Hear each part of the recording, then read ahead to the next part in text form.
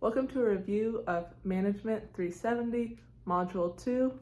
Today we're going to be going over question number 3, which talks about the MMS model and queuing costs. For starters, what is the MMS model? In Module 1, we worked on the MM1 model.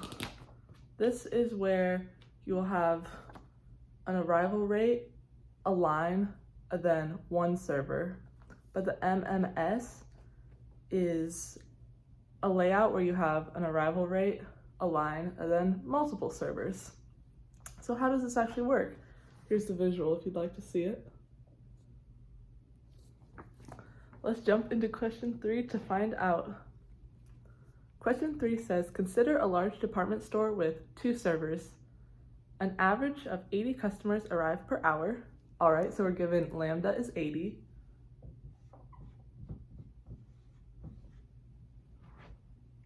With exponential distribution of arrival times. They wait in a single line for an idle server. The time it takes to serve a customer follows an exponential distribution as well, with an average of 1.2 minutes. So EFT is 1.2. That's our service time.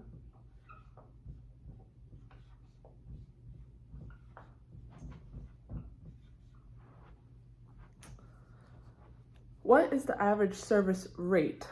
How busy are the 2 servers on average? So here we have 2 questions.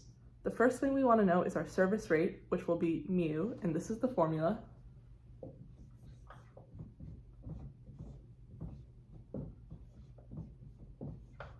Super simple one. All we have to do is divide 1 by 1.2.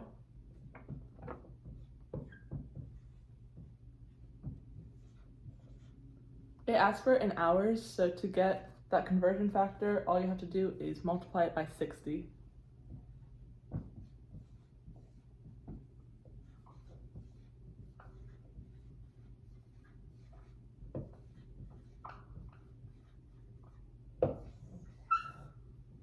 So our arrival rate is 50 people per hour. How busy are the 2 servers on average? If you remember, busyness is the utilization factor, so that will be rho. And this is where it differs from our MM1 model. Since we have multiple servers, the formula is going to, rather than be this, we need to account for those 2 servers. So this is what it'll look like. All you have to do is add S, which is number of servers. So we've been told our lambda is 80 divided by 2 servers times 50, which we just found. And so 80 divided by 100, they are busy 0.8 or 80% of the time. Awesome, done with problem number 1, or it'll be number 8 on your sheet. Let's write what we found up here too, just to keep track of it.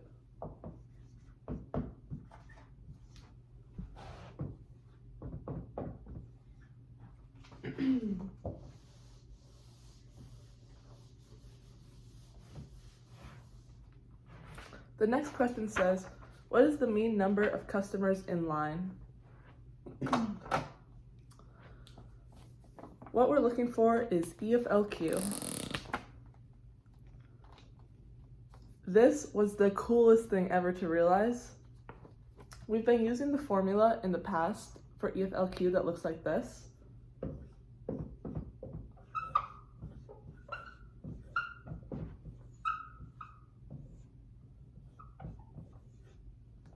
This time, the formula we're going to need to use looks like this.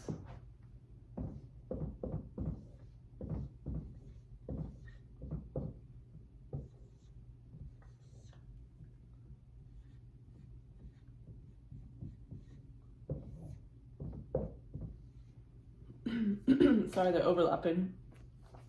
And this blew my mind when our teacher talked about it in class. You might think, okay, this is the formula you use for your MM1, and then this is the formula you use for your MMS, or in this example, MM2. But they're actually the same formula.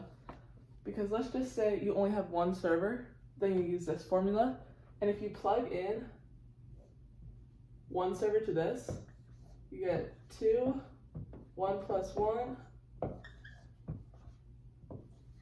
and it's the same formula. That just blew my mind. I loved that.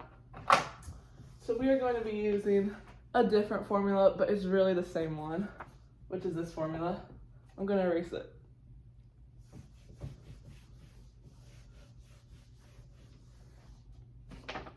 All right, so what is the mean number of customers in line? What was the row? 0.8. So we get 0.8. 2 times our amount of servers, 2, plus 1, divided by 1 minus row again. And so what does that simplify to? This will be 6.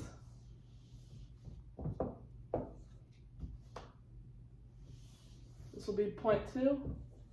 And what this will come out to is 2.89 customers for our EFLQ. This looks a little sloppy, but we're doing it good.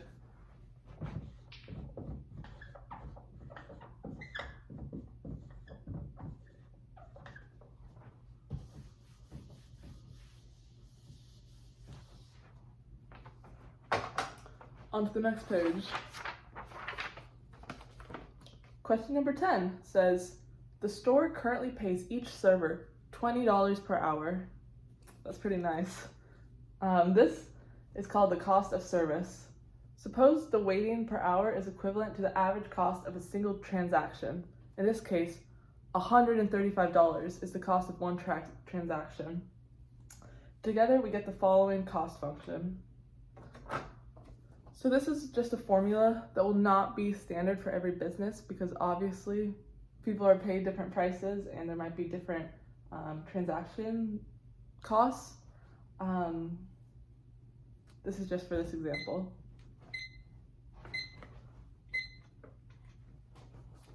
So here's the formula that we're given, but it's not universal.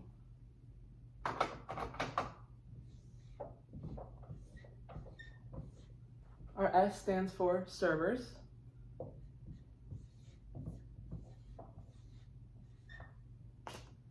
Another servers.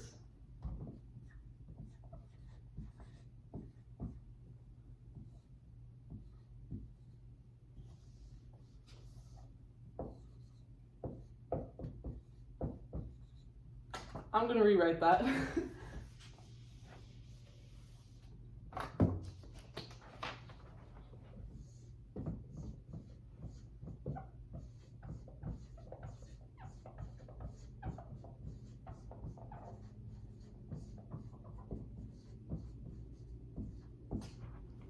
All right.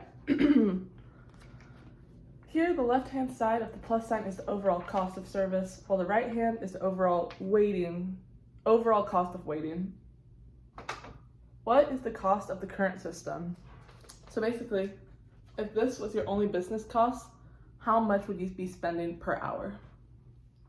All we have to do is fill in the information that we just found. So we'll put S, because we've been told there are 2 servers. So S will be 2 and 2, and then EFLQ will be 2.89.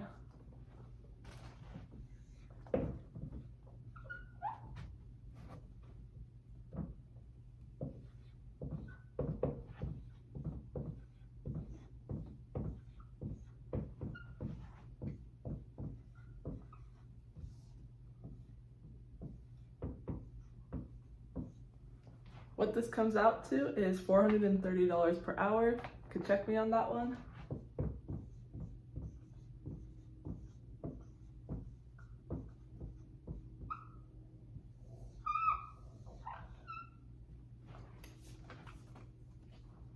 So this is our cost per hour with 2 servers.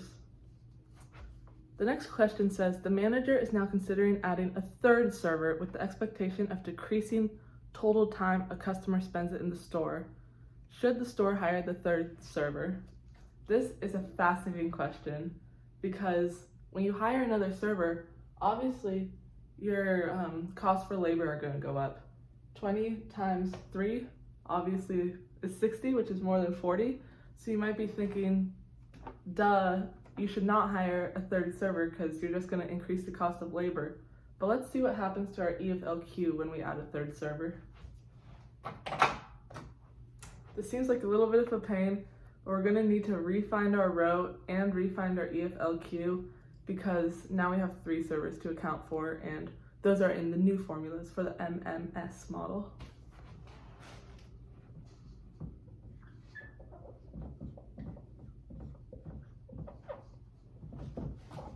So use the same lambda and mu, just put 3 for your servers instead of 2.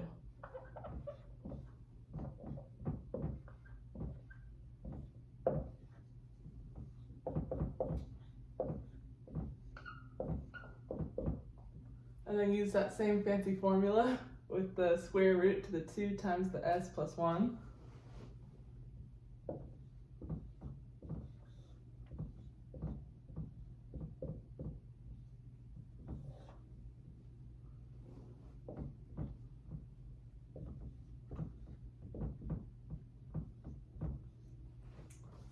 So as you can see, our EFLQ is much lower than it was before. So this might actually be worth it to add a third server. How are we going to actually find that out? Let's plug it in. I'll leave that there. And then 2 servers will be in pink, 3 servers will be in blue, 4 in black, 5 in orange. Here we go.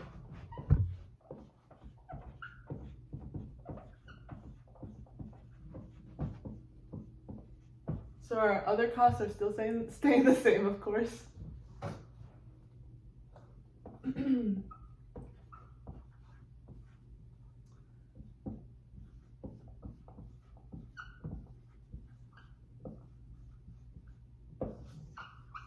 Oh my goodness.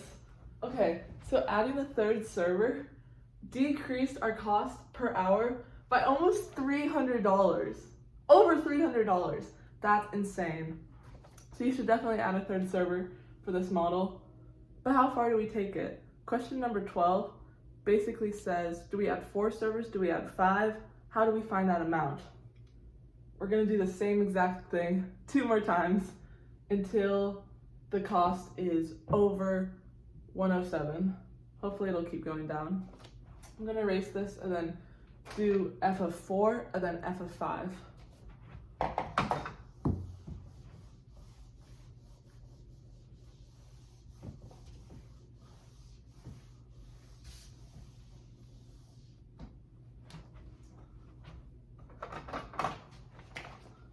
Let's use the same formula to find our row and EFLQ again.